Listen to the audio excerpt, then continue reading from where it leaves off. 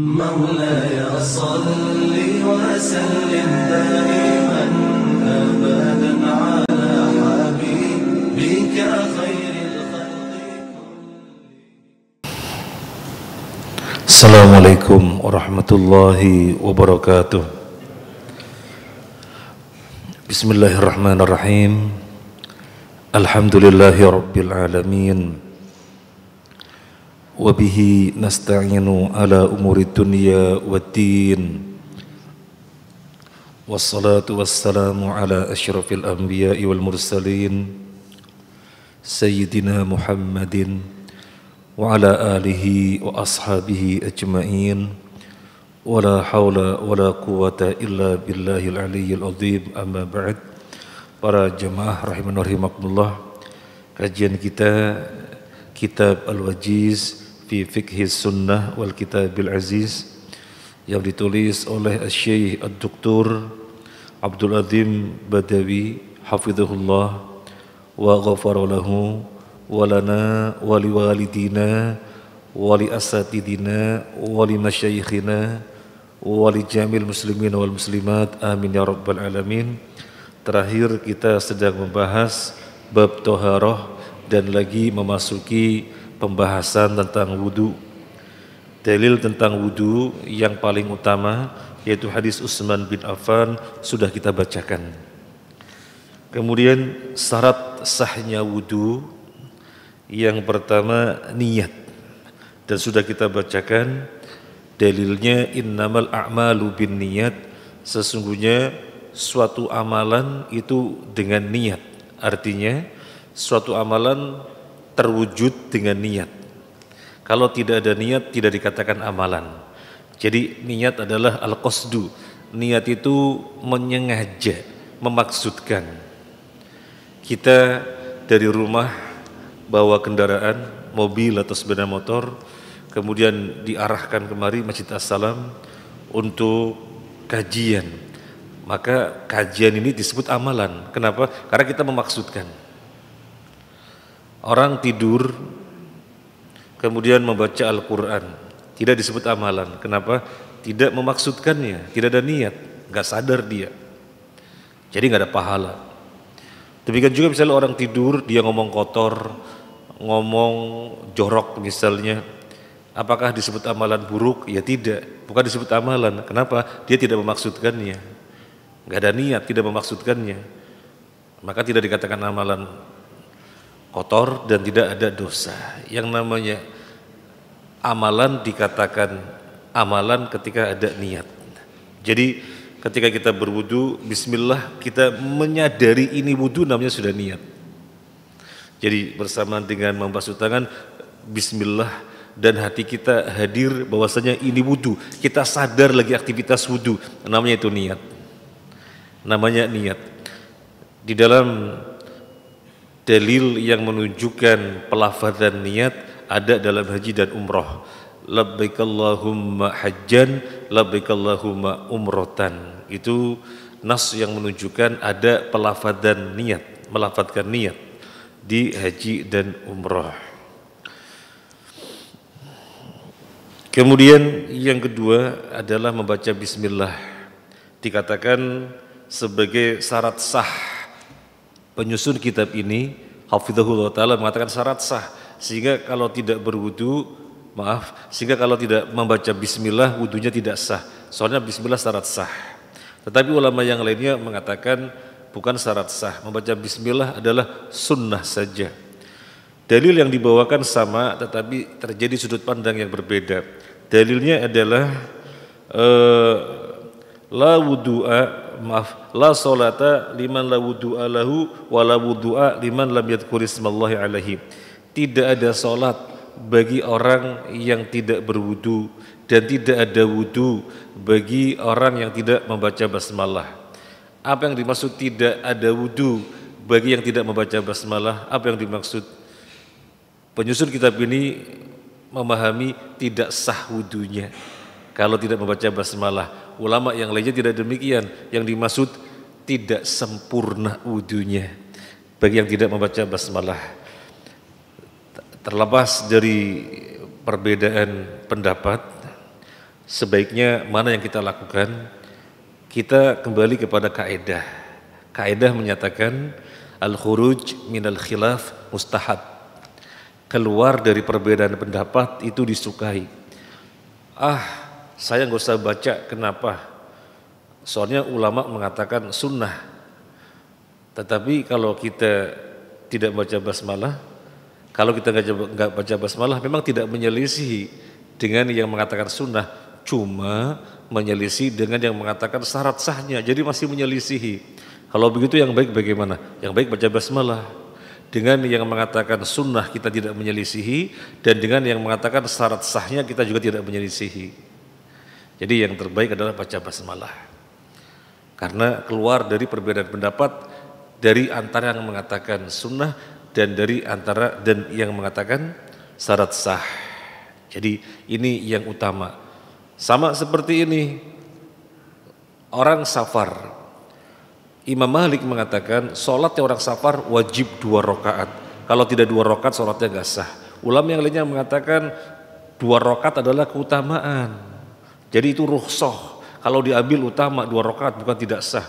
Mana yang lebih baik kita ambil? Yang lebih baik kita ambil adalah ketika safar sholatnya 2 rakaat. Zuhur, asar, isya 2 rakaat dikosor. Jangan 4. Kenapa? Karena ada yang mengatakan wajib 2. Kalau kita 4 rakaat dengan yang mengatakan sunnah memang tidak menyelisihi. Tapi dengan mengatakan wajib 2 menyelisihi. Tapi dengan kita melakukannya 2 rakaat, enggak ada yang kita selisihi dua-duanya. Namanya al-khuruj minal khilaf mustahab. Taib. Sekarang yang berikutnya al-muwalatu. Syarat sah wudu adalah berkelanjutan. Wahiyya at-tatabu'u fi ghuslil a'dha wa 'adamul fasl bainaha bi faslin tawil. Jadi berkelanjutan dari bagian yang satu ke bagian yang berikutnya, tidak terjedakan dengan jeda yang panjang. Setelah wajah, tangan, setelah tangan, kepala, setelah kepala, kaki berkelanjutan. Jadi bukan wajah kemudian berhenti aktivitas apa, kemudian lanjut tangan. Kalau sudah ada jeda dengan jeda yang dipandangnya lama, maka tidak sah karena berkelanjutan dari anggota yang satu ke berikutnya itu adalah syarat sahnya. Dalilnya mana? Dalilnya di dalam hadis Khalid bin Ma'dan, anna Nabiy sallallahu alaihi wasallam ra'a rajulan yusalli wa fi dhuhri qadamihi lam'atun qadrud dirham lam yusibha alma famarahu Nabi sallallahu alaihi wasallam ayu'idal wudu'a was salata. Nabi melihat ada seseorang berwudu dan pada bagian telapak kakinya ada spes sebesar 1 dirham, yang kita katakan 1 koin. Pada telapak kakinya ada bagian 1 koin tidak terbasuhkan oleh air. Maka Nabi sallallahu alaihi wasallam memerintahkan dia, ulangi kamu wudu. Ulangi kamu wudu. Nah, kenapa Nabi memerintahkan ulangi kamu wudu? Soalnya sudah terjeda. Kalau berkelanjutan bukan merupakan syarat sah, Nabi tidak akan mengatakan ulangi kamu wudu, enggak. Tapi Nabi akan mengatakan itu telapak kakinya ada yang belum basah, sana disempurnakan biar basah semuanya. Jadi bukan menyuruh mengulangi wudu, tetapi yang belum basah dibasahin biar sempurna basah telapak kakinya. Nah, sekali lagi Nabi tidak memerintahkan ratakan air pada telapak kaki, enggak, tapi Nabi katakan ulangi wudu. Kenapa? Soalnya sudah terjeda lama. Ini dalil bahwasanya berkelanjutan dari anggota wudu yang satu yang ke berikutnya ini syarat sah. Orang berwudu dari rumah, airnya habis, tinggal kaki saja yang kiri habis airnya. Sekalian aja nanti di masjid. Berangkat dia pakai sepeda motor ke masjid, kemudian tinggal melanjutkan kaki kirinya, ya enggak boleh. Karena sudah terjeda dengan jeda yang lama. Tapi kalau jedanya tidak lama, misalnya lagi berwudu, kemudian kerannya kok nggak ngalir, pindah ke keran sebelahnya, nah ini kan tidak jeda lama, nggak ada masalah. Baik, Jadi demikian syarat sahnya wudu. Yang pertama niat, yang kedua membaca basmalah terlepas dari perbedaan pendapat. Kemudian yang ketiga berkelanjutan. Sekarang yang berikutnya faraiduhu, wajibnya wudu atau rukunnya wudu, maaf, yang lebih pas rukunnya wudu. Yang pertama adalah ghuslul wajhi. Yang kedua madmadah dan istinsyaq. Di dalam buku ini langsung digabung 1 dan 2, membasuh wajah sekaligus kumur-kumur dan memasukkan air ke hidung. Ini rukun. Ketika membasuh wajah, jadi termasuk membasuh wajah adalah kumur-kumur dan memasukkan air ke hidung. Itu bagian membasuh wajah. Kemudian yang ketiga ghuslul yadaini ilal mirfaqani, membasuh tangan sampai siku, dari ujung jemari sampai siku. Kemudian yang ketiga dan yang keempat dan kelima, maaf, mashur ra'si kullihi wal udunani minar ra'si, mengusap kepala keseluruhannya. Mengusap kepala keseluruhannya dan telinga bagian dari kepala. Nanti dalilnya kita bacakan semua. Jadi mengusap kepala keseluruhannya dan telinga termasuk bagian dari kepala. Yang keenam, ghuslur rijlaini ilal ka'baini, membasuh kedua kaki, telapak kaki sampai mata kaki. Itu harus rata terbasuhkan. Di dalam Al-Quran disebutkan rukun wudu yang tadi disebutkan ada dalam Al-Maidah ayat 6. A'udzu billahi minasyaitonir rajim. Ya ayyuhalladzina amanu idza qumtum ilas sholati faghsilu wujuhakum wa aydiyakum ilal marafiqi wamsahu biru'usikum wa arjulakum ilal ka'bain. Wahai orang-orang yang beriman, ketika kalian berwudu, maka basuhlah wajah, kemudian basuhlah kedua tangan sampai siku, usaplah kepala dan basuhlah kedua kaki. Nah, kan nggak disebut kumur-kumur dan memasukkan air ke hidung, iya nggak disebut. Tetapi itu bagian dari wajah. Kan tidak disebut di dalam ayat ini, telinga tidak disebut, iya tidak disebut. Tetapi telinga bagian dari kepala. Baik, sekarang kita lanjutkan yang berikutnya. Amma kaunul madmadah wal istinsak minal wajh fayajibani falinallaha subhanahu wa ta'ala qad amara fi kitabil aziz bi ghusl wajh wa qad thabatat mudawamatun nabi sallallahu alaihi wasallam. Penyusun kitab mengatakan berkumur-kumur dan memasukkan air ke hidung itu bagian dari wajah, sehingga mesti dilakukan dan rukun wudu. Memasukkan air ke hidung, berkumur-kumur kemudian memasukkan air ke hidung. Di dalam Al-Quran Allah memerintahkan basuhlah wajah, tetapi di dalam hadis Nabi mempraktekkan dan terus menerus mudawamatun Nabi, terus menerus ketika berwudu berkumur-kumur dan memasukkan air ke hidung. Jadi prakteknya Nabi yang terus menerus kumur-kumur dan masukkan air ke hidung, maka itu menjelaskan bahwasanya termasuk bagian wajah adalah kumur-kumur dan masukkan air ke hidung. Waqad waradal amru bihima fi qouli sallallahu alaihi wasallam idza tawaddaa ahadukum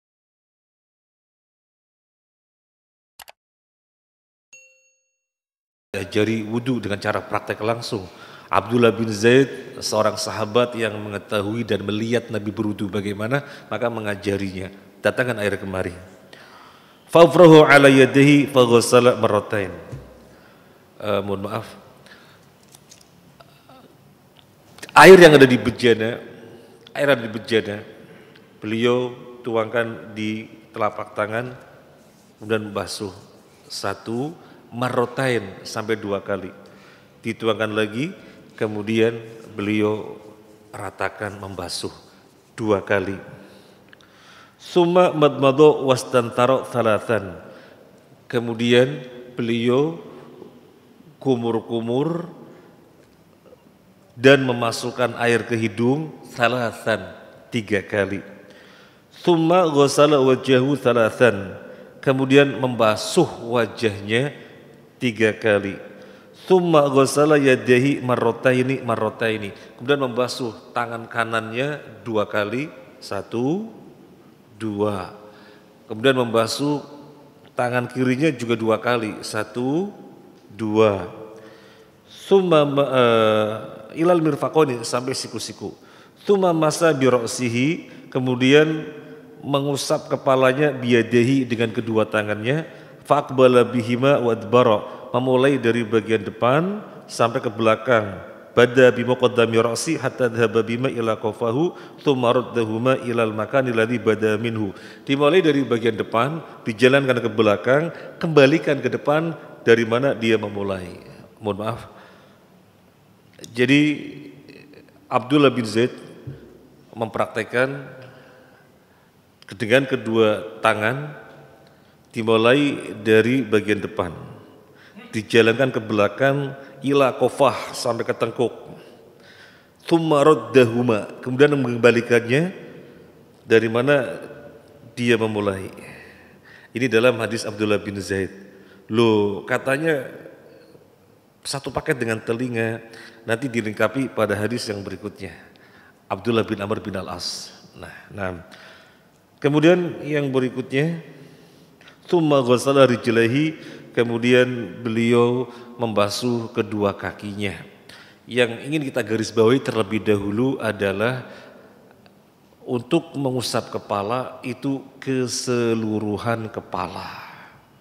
Dimulai dari depan ke belakang, dikembalikan lagi ke depan. Fa in qila qad thabata min haditsil Mughirah anna Nabi sallallahu alaihi wasallam masaha binasiyatihi wa 'alal imamah. Kalau ada yang mengatakan, kan ada riwayat Nabi mengusap ubun-ubunnya dan di atas imamah, kerudungnya laki-laki imamah. Orang Arab bilangnya simag. Tadi saya mau bawa sorban ketinggalan. Ini misalnya dikatakan ada riwayat Nabi, ini anggap aja imamah. Nabi mengusap bagian depannya dan imamah. Jadi imamahnya dimundurkan begini. Imamahnya dimundurkan. Yang terbuka ubun-ubunnya, nasiyah. Berarti kan sebagian kepala tuh yang kena air. Berarti kan sebagian kepala tuh yang kena air. Berarti kan mengusap kepala boleh sebagian. Prakteknya Nabi ketika memakai imamah dan dimundurkan tetap keseluruhan kepala. Jadi dari depan ke belakang, dikembali lagi ke depan. Tetap keseluruhan kepala meskipun imamahnya dikebelakangkan. Sehingga pakai imamah dengan disedikitkan ke belakang atau lepas imamah, yang jelas Nabi dalam prakteknya mengusap keseluruhan kepala. Riwayatnya ada tiga. Yang pertama, tanpa imamah, tanpa kerudung, Nabi mengusap dari depan ke belakang, kembali lagi ke depan. Satu paket dengan telinga dalam hadis yang berikutnya. Yang kedua, Nabi memakai imamah tetapi di depannya terbuka, ya tetap keseluruhannya mengusapnya. Kemudian dari belakang dibalikan ke depan, satu paket dengan telinga. Yang ketiga, imamahnya tidak dimundurkan. Jadi nggak ada yang terbuka dari bagian kepalanya. Nabi mengusap tetap dari depan ke belakang, dikembali lagi ke depan. Jadi prakteknya adalah dengan keseluruhan kepala, tidak sebagiannya, itu prakteknya. Nah, bagi yang memahami boleh sebagian, maka kita katakan itu pemahaman bahasa. Bagi yang mengatakan boleh mengusap sebagian kepala, itu adalah pemahaman bahasa. Kenapa pemahaman bahasa? Jadi dia memahami kan ketika imamah dibelakangkan, dimundurkan, yang terkena air hanya yang terbuka saja, itu kan sebagiannya. Oke, itu pemahaman bahasa. Tetapi yang mempraktekkan keseluruhan bukan pemahaman bahasa, memang Nabi prakteknya keseluruhan. Memang Nabi prakteknya keseluruhan, entah pakai imamah atau tidak, atau imamahnya dimundurkan sedikit ke belakang. Naam. Wa fil hadits alati bayanu sifati masihima. Yang berikutnya ada satu hadis yang terlewati, kita baca dulu. Wa amma qaulul udunaini minar ra'si fayajibu masuhuba faliqauli al udunani minar ra'si. Penyusun kitab Syekh Abdul Adzim Badawi hafizahullah, yang beliau mengatakan telinga bagian dari kepala sehingga tidak boleh tidak kecuali diusap, sebagaimana kepala tidak boleh tidak diusap. Beliau membawakan dalil al-udhunani minar ra'si. Dua telinga itu bagian dari kepala. Dua telinga itu bagian dari kepala. Jadi ketika di dalam ayat Al-Maidah, surat Al-Maidah ayat 6 tidak menyebutkan telinga, yang disebutkan adalah kepala, tetapi di dalam hadis Nabi bersabda al-udhunani minar ra'si. Sehingga ketika mengusap kepala sudah satu paket dengan telinga. Caranya bagaimana? Caranya hadis Abdullah bin Amr bin Al-As. Kita bacakan hadisnya. Anna rajulan ata Nabiya sallallahu alaihi wasallam faqala ya Rasulullah kaifat tuhur. Ada seseorang datang kepada Nabi sallallahu alaihi wasallam, dia bertanya, ya Rasulullah, taharah itu bagaimana? Bersuci itu bagaimana? Fada'a bima'in fi ina'in, maka Nabi meminta didatangkan air. Nabi akan ajarkan secara langsung. Faghassala kaffaihi thalathan, beliau membasuh kedua telapak tangannya 3 kali. Tsumma ghassala wajhahu thalathan, beliau membasuh wajahnya 3 kali. Tsumma ghassala dira'aihi thalathan, kemudian beliau membasuh kedua tangannya 3 kali. Tsumma masaha bi ra'sihi, kemudian beliau mengusap kepalanya. Fadkhala isba'ahi sabahataini fi udhunaihi, beliau memasukkan kedua jari telunjuknya ke dalam telinga. Wa masaha ibhamahi ala dhahiri udhunaihi, dan mengusapkan 2 jempolnya di luar telinga. Jadi ini cara mengusap telinganya. Kedua jari telunjuk dimasukkan ke dalam telinga, sababah dimasukkan, kemudian ibham jempolnya di luar, diusapkan di luarnya. Ini hadis Abdullah bin Amr bin Al-As. Al-udhunani minar ra'si, 2 telinga bagian dari kepala. Jadi dengan memahami secara keseluruhan hadis Abdullah bin Amr bin Al-As dengan hadis Abdullah bin Zaid, cara mengusap kepala adalah dari depan dengan menjalankan kedua tangan ke belakang sampai kofah tengkuk, dikembalikan lagi ke depan. Kemudian satu paket dengan telinga, kedua jari dimasukkan ke dalam telinga, jempolnya di luar. Ini faraid rukun wudu. Ini faraid rukun wudu. Kemudian yang berikutnya tahlilul lihyah. Termasuk rukun wudu adalah nyelang-nyelangi jenggot. Ini bagi yang jenggotnya lebat. Anna Rasulullah sallallahu alaihi wasallam kan idza tawaddaa akhadha kaffan min ma'in fadkhalahu tahta hanakihi fakhallala bihi lihyatahu wa qala hakadha amarani rabbi. Nabi sallallahu alaihi wasallam ketika berwudu nyelang-nyelangin jenggot dengan air. Kemudian beliau mengatakan, seperti ini Tuhanku memerintahkan aku. Jadi ketika kita praktek membasuh wajah, ya, maka diselang-selangin yang jenggotnya lebat. Biar apa? Biar kulit yang di bawah jenggot terkena air. Kalau jenggotnya tidak lebat seperti kita orang Indonesia, tidak diselang-selangin, insya Allah sudah terkena air secara otomatis. Tapi yang lebat, biasanya yang lebat orang Arab. Orang Indonesia juga ada yang lebat, tapi secara umum orang Arab yang lebat. Diselang-selangin jenggotnya. Kalau mendasarkan pada dalil, kemudian sudut pandang berbeda, akhirnya kesimpulan hukum berbeda.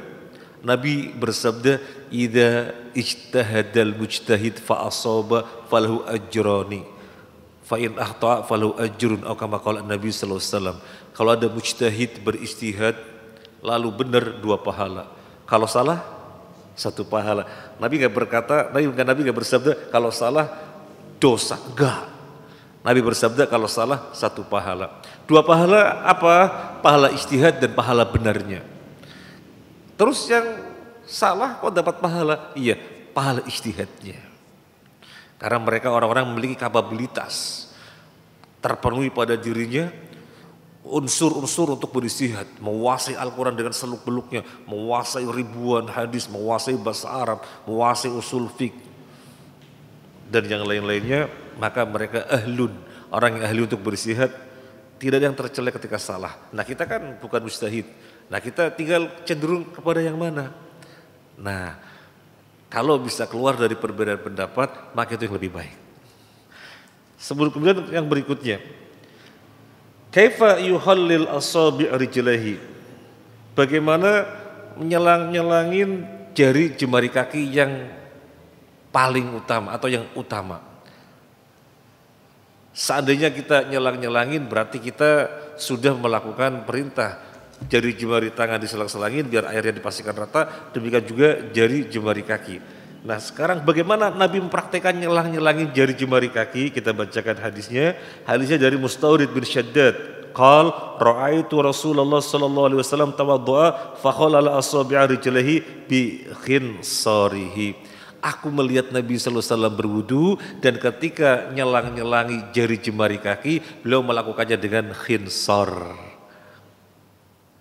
Memang susah, apalagi orang gemuk gitu ya, ngangkat kaki kemudian nyelang-nyelangi jari dengan ini, susah. Ya mohon maaf, saya sendiri jarang dengan ini, susah. Nah kalau orang tidak gemuk barangkali lebih ringan ya, sehingga bisa melakukan yang utama. Tapi kalau orang gemuk nyelang-nyelangin jari dengan ini susah. Tapi ini yang utama dengan ini. Baik, sekarang yang berikutnya, sebelum kita lanjutkan ke sunnah-sunnah wudhu, mungkin kita praktekkan secara keseluruhan dari awal, merangkum dari hadis-hadis yang sudah kita bacakan. Mohon maaf, sekarang kita wudhunya pakai keran. Pada zaman Nabi tidak ada keran, pakainya tish. Jadi semacam bejana yang terbuat dari kulit.